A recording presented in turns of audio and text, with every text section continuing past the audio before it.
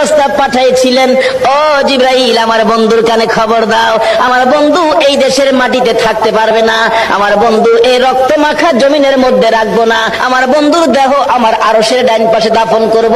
জিবরাইল খবর নিয়ে ডাকতেছেন, হুজুর আল্লাহর সালাম গ্রহণ করুন। আমি জিবরাইলের সালাম গ্রহণ করুন। আল্লাহর নবী গো, আপনার দেহ মুবারক আল্লাহর আরশের ডাইন পাশে দাফন হবে, আপনি খুশির সহিত কবুল করুন। আমার নবী কোনো কথা কয় না, দুইটা চোখের পানি ঝরঝর করে ছাড়তেছে। জিবরাইল বলেন, ইয়া রাসূলুল্লাহ, এত সুন্দর প্রস্তাব নিয়ে আসলাম, কোনো কথা কন না, খালি কাঁদেন কে জানতে চায়। আমার নবী বলেন, জিবরাইল রে, তোমার জন্য খুশির খবর হতে পারে, আমি খুশি হতে পারলাম না। কেন পারলেন না?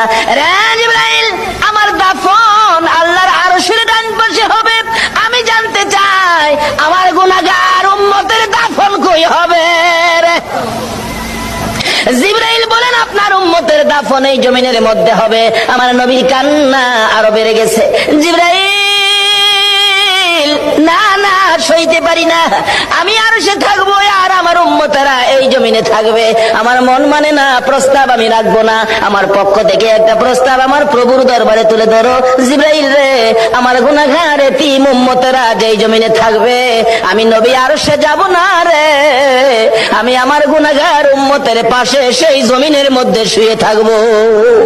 আরে দয়ালো নবী, প্রেমের ছবি আর আসবে না জগতে, আমার দয়ালো নবী, প্রেমের ছবি আর আসবে না। হাসর দিনে উম্মত বিনে, হাসর দিনে উম্মত বিনে যাবে না নবীজি বেহেশতে। দয়ালো নবী, প্রেমের ছবি আর আসবে না জগতে, আমার দয়ালো নবী, প্রেমের ছবি